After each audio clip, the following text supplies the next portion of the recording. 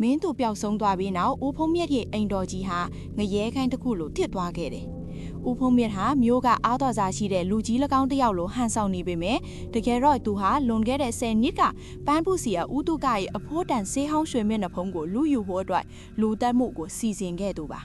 ။မထက်နိုင်တာငါကိုယ်တိုင်သူ့အလောင်းကိုမစ်သေးပစ်ချခိုင်းခဲ့တာပဲ။ဦးဖုံးမြတ်ကတုံညီနေတဲ့လက်နဲ့စိတ်လိတ်ကိုမီးညစ်ညင်ရေရွက်နေမိတယ်။အဲ့ဒီအချိန်မှာပဲအိမ်ဟစ်ဒုတိယသားကြော်စွာကအခန်းထဲကိုအလောတကြီးပြေးဝင်လာတယ်။ဖေဖေ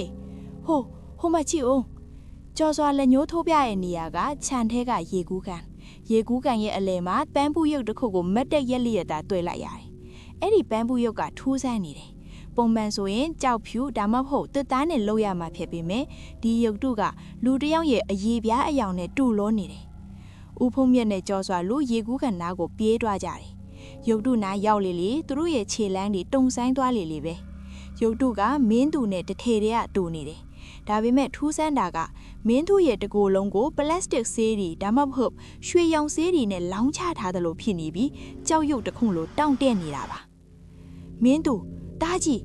ဦးဖုံးမြတ်ကရုပ်တုကိုကင်လိုက်တဲ့အချိန်မှာပဲအာရုပ်တုရဲ့မျက်လုံးတွေကဝုန်းကနေပွင့်သွားပြီးဦးဖုံးမြတ်ကိုစိုက်ကြည့်လိုက်တယ်ဒါကပန်းပူရုံမဟုတ်ဘူးဒါကအသက်ရှင်လျက်အင်္ဂတိလောင်းခံထားတဲ့မင်းသူပဲဖြစ်နေပါတယ်မင်းသူရဲ့ပါဇက်ထဲကနေတွေးတဲ့အန်ထွက်လာပြီးသူ့ရဲ့နောက်ဆုံးထွက်သက်မှာစကားတခွန်းကိုပဲပြောသွားနိုင်ခဲ့တယ်သူလာနေပြီဒုတိယတယောက်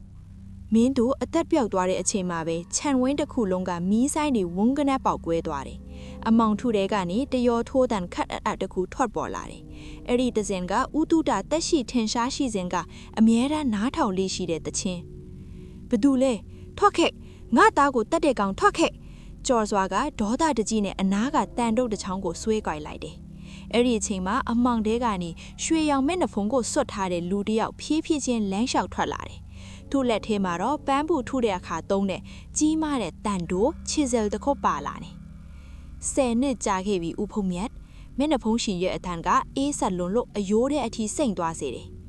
မင်းတို့ငါရဲ့လက်ရာတွေကိုခိုးယူပြီးငါ့ကိုတတ်ခဲ့တဲ့နေ့ကမိုးရွာနေတာမင်းမှတ်မိလားမင်းကဘသူလဲဦးတုဒကတည်သွားပြီဦးဖုံးမြတ်ကအော်မေးလိုက်တယ်မျက်နှာဖုံးရှင်ကရေမောလိုက်တယ်ငါကဦးတုဒရဲ့ဝိညာဉ်လားဒါမှမဟုတ်မင်းတို့ရဲ့အပြစ်တရားတွေလားဆိုတာမကြခင်သိရမှာပါအခုကြော်စွာရဲ့အလှဲ့ပဲကြော်စွာကတန်တုတ်နဲ့ပြေးရိုက်ဖို့လုပ်ပေမဲ့မျက်နှာဖုံးရှင်ကတိတ်မြန်လွန်းတယ်သူကကြော်စွာရဲ့လက်ကောက်ဝတ်ကိုဖမ်းဆွဲလိုက်ပြီးတန်တိုးနဲ့တစ်ချက်တည်းထိုးဆိုင်လိုက်တယ်အာကြော်စွာရဲ့အော်ဒန်ကညနတ်ထဲမှာဟင်းထွက်သွားတယ်ဦးဖုံးမြတ်ကကြောင်တယောက်နဲ့အိမ်ထဲကိုပြေးဝင်ပြီးတကားပိတ်လိုက်တယ်သူ့အခန်းထဲမှာပုန်းနေရင်ရဲကိုဖုံးဆက်ဖို့ခရိုးဆိုင်ပေးမယ်ဖုံးလိုက်အားလုံးဖြတ်တောက်ခံထားပြီးဖြစ်တယ်အဲ့ဒီအချိန်မှာပဲသူ့ရဲ့အိပ်ပြန်ကမှန်တင်ကုန်းပေါ်မှာစာတစ်စောင်ရောက်နေတာကိုတွေ့လိုက်ရတယ်မင်းရဲ့ဒုတိယမြောက်သားကိုကယ်ခြင်းရင်10မိနစ်အတွင်းမင်းခိုးထားတဲ့ရွှေမျက်နှာဖုံးစစ်ကိုယူပြီးပန်းပူစတူဒီယိုဟောင်းစီကိုလာခဲ့တစ်စက္ကန့်နောက်ကျရင်ကြော်စွာရဲ့နှလုံးသားကိုငါပန်းပူထူလိုက်မယ်ဦးဖုံးမြတ်ရဲ့မျက်လုံးတွေပြူးထားကြတယ်